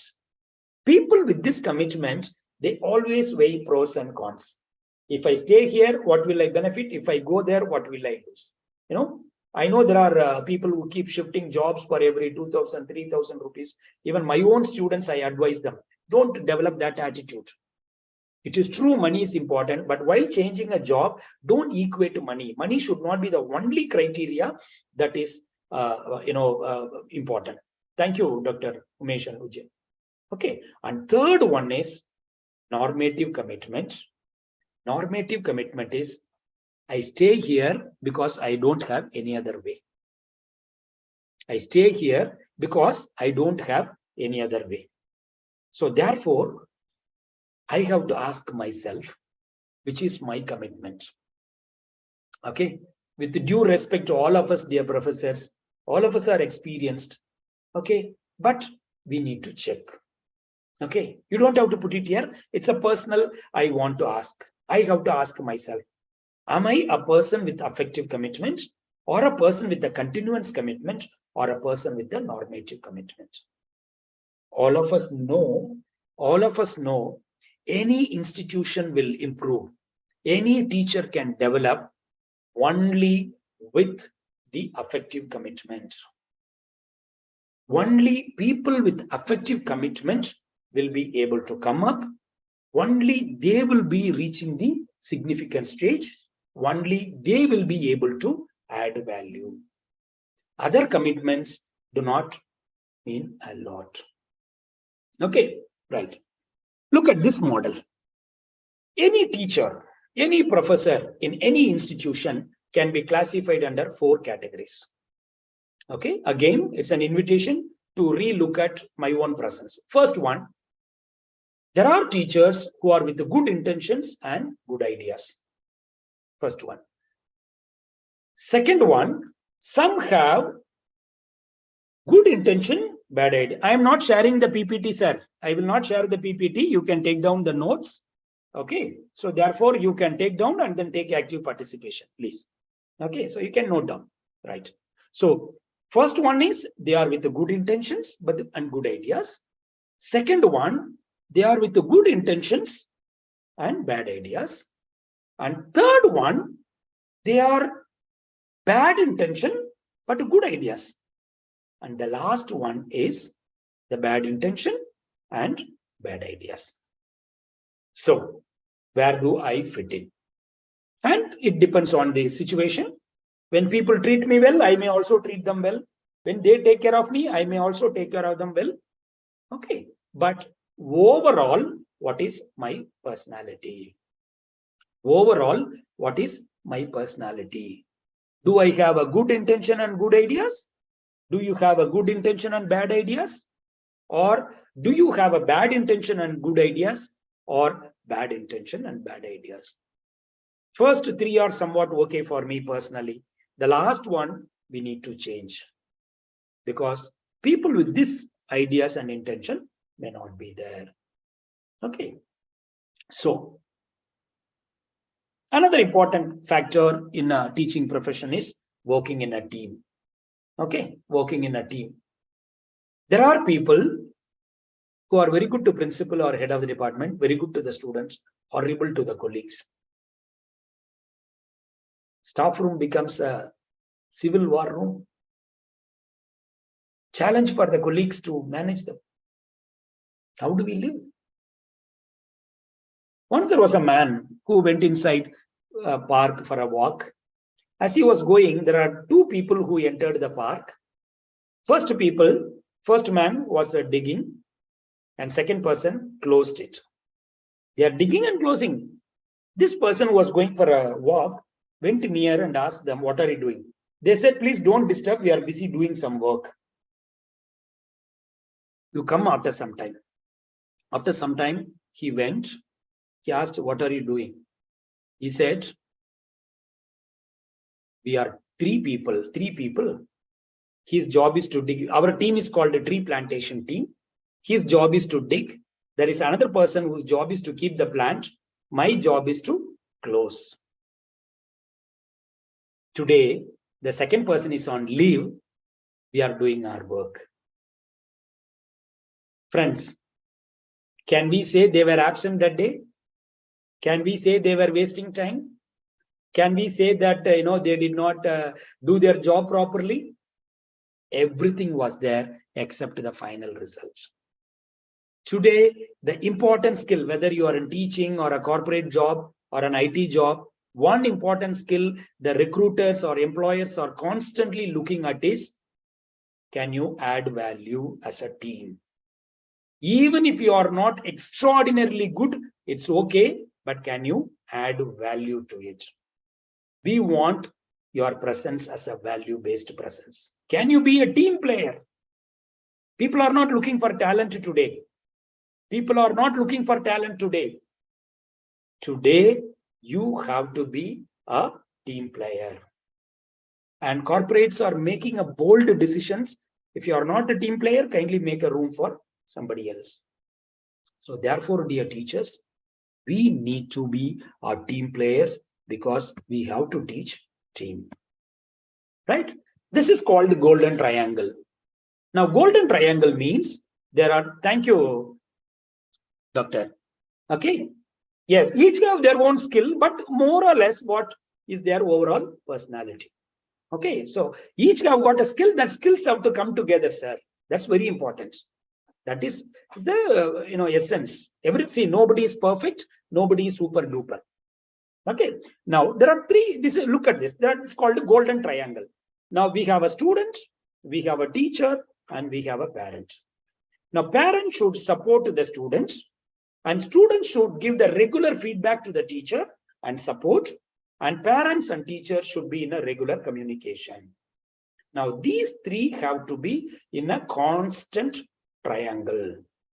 This golden triangle has to be strengthened more and more. If the triangle is strengthened more, the students will benefit, parents will be happy, teacher will be able to do their job better. And parent and teacher communication is less. Yes, we have to improve. Whenever a phone call comes from the college, what is the parents' first thought? Today you have done something wrong. That is why they are calling me. How many times we call the parents when the child achieves something? How many times we, make it a point to say that, positively? General understanding, no? Including me, I'm saying. Whenever we receive a phone call from the college, what is the parents? Oh, I think this boy has done something wrong. That's why they are. It should change. It should change. Don't call parents only when there is a wrong, only when he is caught. Call them for something positive. Call them when they do something right. Initiate that culture. When we do that, automatically parents also will be there. Okay, now how do we? Most of us are saying today they are not responding. Yes, they are not responding, but we have to make an effort. Okay, first one, understand their socio-economic challenge. Today, many parents themselves are going through a lot of challenges. Many have lost job. There is something called single parent. Single parent does not mean one of the spouse is dead or working abroad.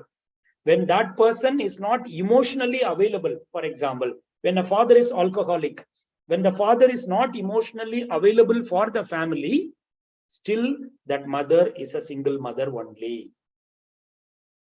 Okay. Even he may be at home, if his emotional is not available for the children, he is for the single child only, single parent only. Identify that. Give them psychological first aid. Contact, counselors. We are having a program. Look, there is a social work professors will know it. Look, listen, and link. Find out what is their problem. Listen to them. Link them to the right, proper, resources. Involve them in school or college activity wherever it is possible. Of course, in a higher education, I do not know how far it is possible. You see, because parents' role is very important, dear teachers. Because 80% of the disciplinary issues are because of poor parenting. 80% of the disciplinary issues are because of poor parenting. Because if the parenting is proper, most of our job is less here. Because IPR, I'm sorry, interpersonal relationships, sir. I started using our life skills language. IPR refers to interpersonal relationship. Okay, if the parents have a good relationship with his children, okay, if the parents are in good terms, okay, they like each other, love each other, there is a good family bond. When children come from these families, easy for us to deal with that. Okay, so therefore we need to have a parenting. So I will skip on this mental health aspect because we are running over of time. Okay, now few more suggestions. First one, differentiate between discipline and punishment. Okay, both are not same. Please understand. Discipline is future oriented, punishment is past oriented. Discipline corrects the particular act, punishment corrects the person. Don't go for a person, correct. You are good, but what you are doing is wrong. Okay, and respect before you expect. Give respect. Today's children want, yes, connect before you correct. Connect before you correct. I always tell all my colleagues, whenever you want to give a feedback to the child, call the child, minimum give 3 feedback, positive, then you give your suggestion. Come on, good, you are reaching colleges on time, your dressing sense is good, very good, handwriting is good, but why are you doing that? Always try to give at least 1 positive feedback before you correct. Take it as a challenge. Encourage children, don't just praise the children. Children do not need praise, they need encouragement. Please understand. and identify the belief behind behavior. I will come back to that later. Okay, so there is something called feedback. All of us are comfortable. Feed forward, we need to do that. What is feedback? Feedback is basically a postmortem report. After something happens, we are trying to analyze. Okay, how to do that? Ragging is a serious issue, sir, that you cannot handle actually. It is a criminal offense and they have to hand them over to police. You tell them, scare them. Because colleges, you are not supposed to talk, because we will be behind. If the principal or the teachers are hiding the fact, we will be behind the bars. So my suggestion, dear professors, any slightest complaint of ragging, kindly deal severely. Otherwise, we will be in trouble, because laws are very, very, very strict. Okay, so that's my humble suggestion regarding ragging. Okay, right. So very good, sir. Rakshita ma'am, very good. Encouragement itself can become a motivation. Very good. And feed forward is, before something happens, we need to prevent it. Preventive approach. For example, when does a child copy the exam? Only when the teacher is not actively doing the invigilation. Why do you give an opportunity for something to happen bad? So when we give feed forward, we will be able to help the children. Generally, there are two types of teachers. Please listen carefully, very important one. First type of teachers who make others happy by their presence. Whenever they are present, people are happy. Second type of teachers, they are make others happy by their absence. Does it make a sense? Whether people are happy about my presence, whether people are happy about my absence, depends on what is my interpersonal relationship. What is the value that I'm adding in my own institution? So therefore, we should be a teachers who bring happiness to others by our presence. Look at this. So discipline is more discipline focused, relationship focused. It focuses on character. Okay, it expects to connect, whereas punishment is more of a division, whereas discipline is integrating people. Okay, so never label a child. Punishment may be the option, but that should be the last option. Okay, that should not be the first option. It is always better to prepare and prevent than to repair and repent. So friends, this is what I said, belief behind behavior. Look at this. Okay, so every behavior people exhibit also has got certain belief attached to it. It's like an iceberg theory. Now don't punish only the behavior. Find out why a student is behaving. It is the feelings, it is the thinking, it is a positive attitude, negative attitude, everything matters a lot.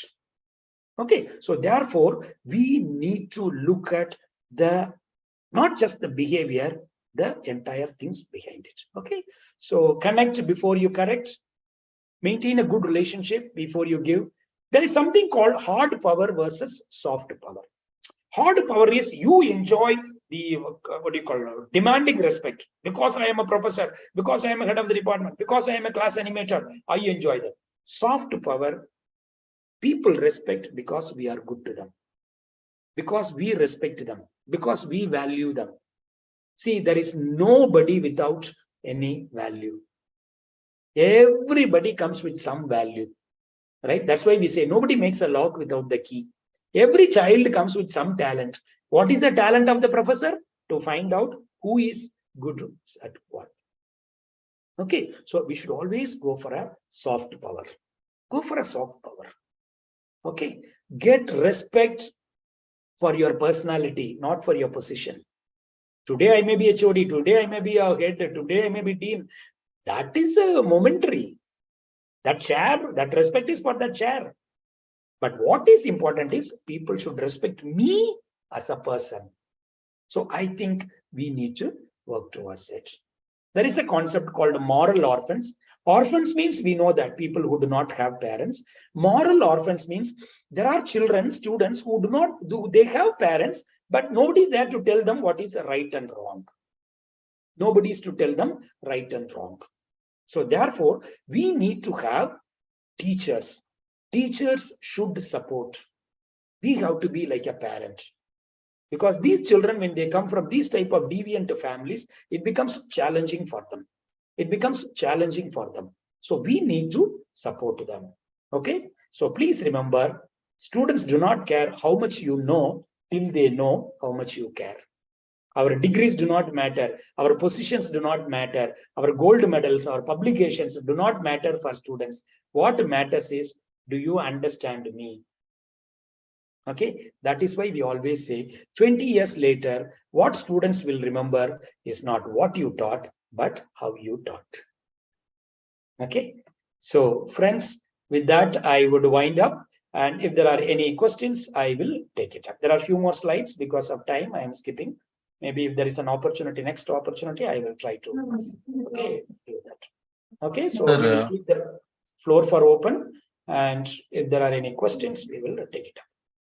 Sir, you asked me to, you asked us to remind about the digital distance of the learners. Yes, that is called digital boundaries. Okay. Now there are recently a lot of cases are going on. My humble request to all the professors, please listen very carefully.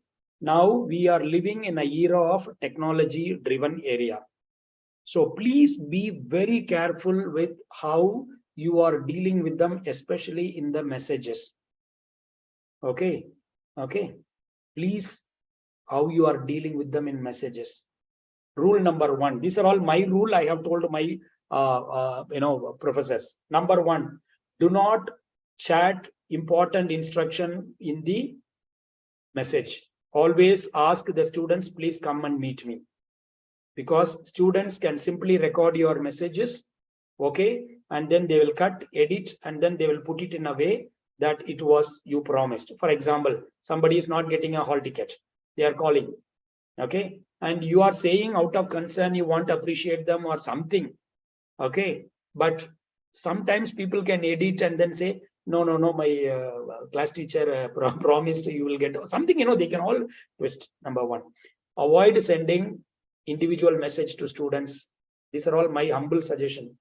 You have a WhatsApp group, please deal with that. That's safe for you. No individual message, especially if they are opposite gender. Okay, so because simply people will create trouble. Not all students. There are some students. Today they like you, tomorrow they don't like you. Okay, students are students.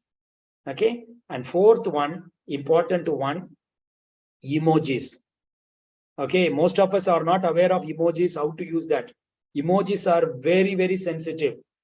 Recently, there was a case in Canada. One fellow simply put the emoji of a gun to the ex-wife or girlfriend, I don't know. Now she took him to the court, he's behind the bar.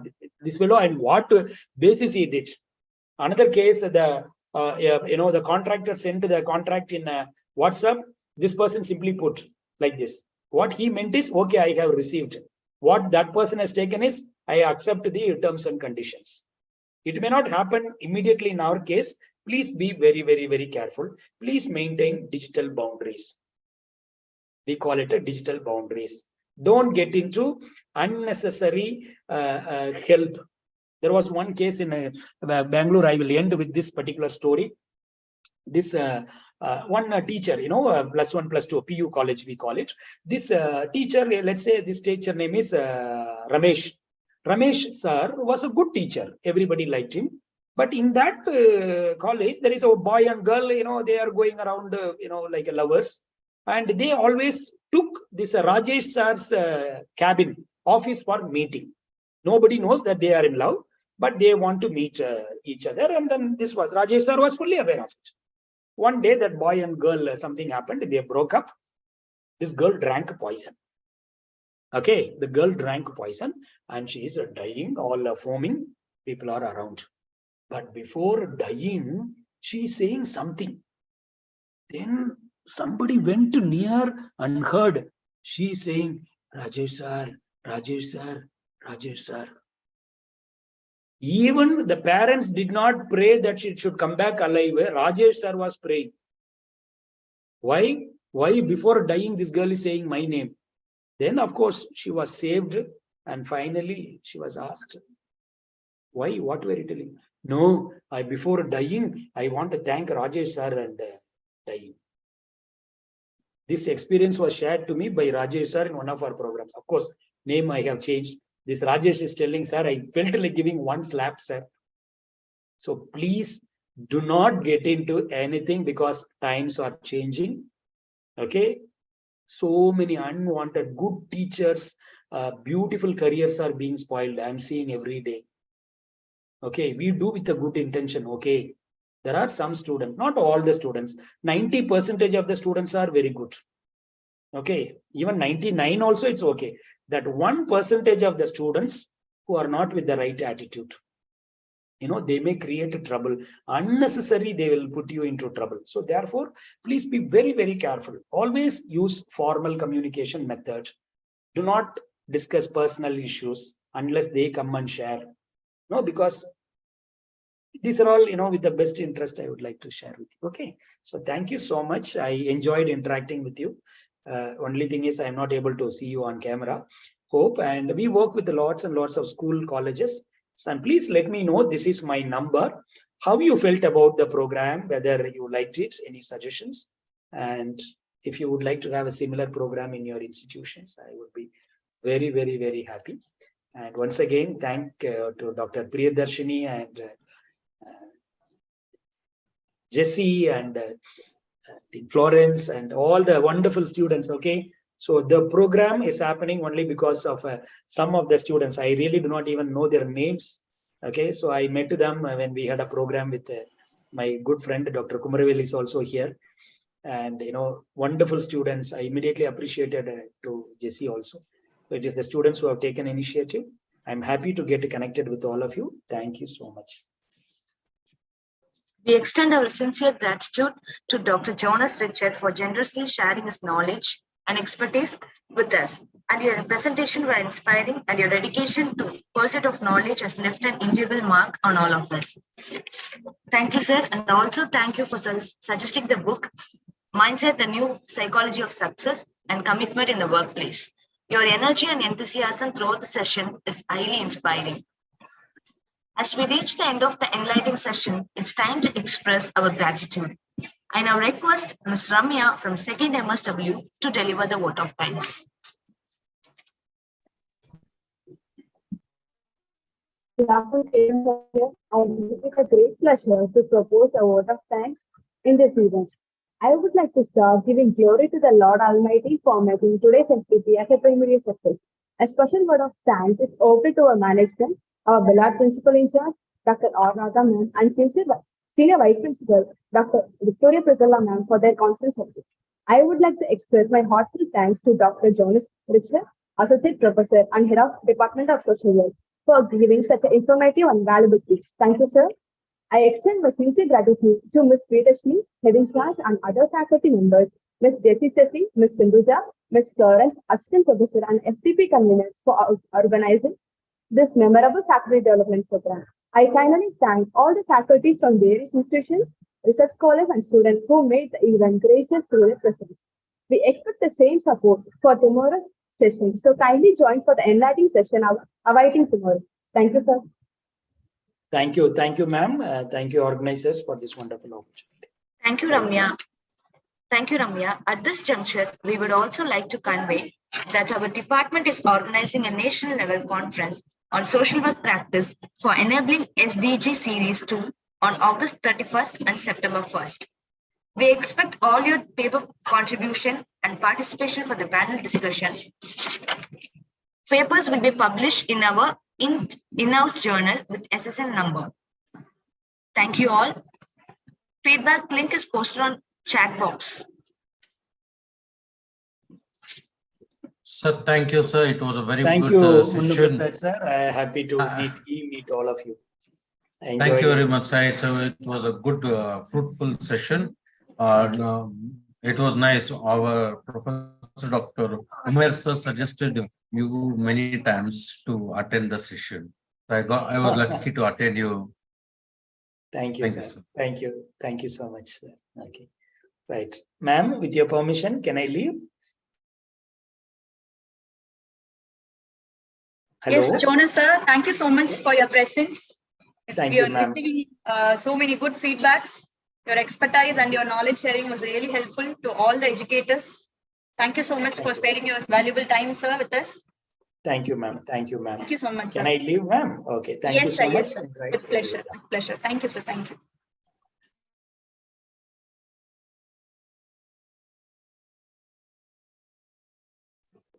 His participants of institution out of Chennai will get your certificate only when you attend both the online session.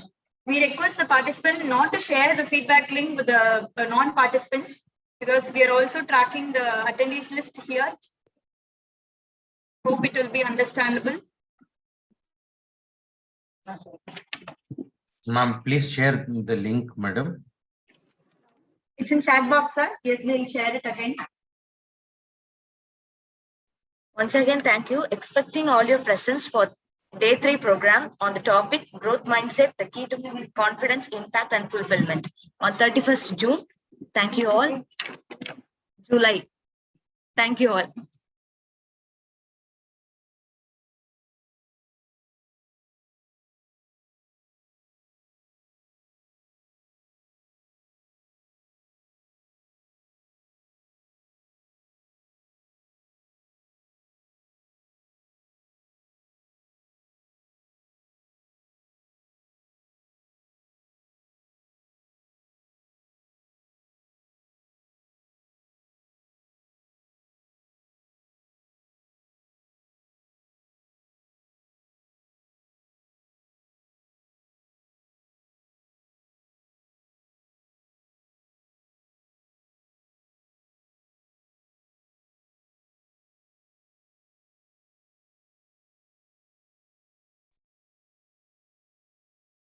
Thank you so much, ma'am, for this great session. I would appreciate if you could please share the details of the conference which you mentioned a few minutes back.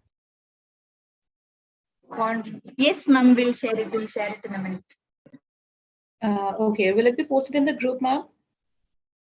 Yes, ma'am, we are trying to share it. Just a few minutes. Sure. Thank you so much, ma'am. Thank you, ma'am.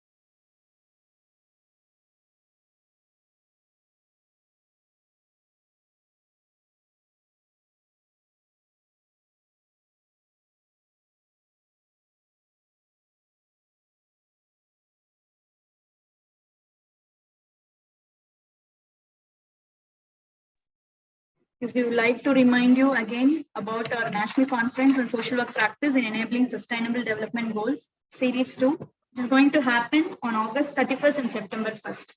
We expect all your research papers and you can send your students also for the panel discussion.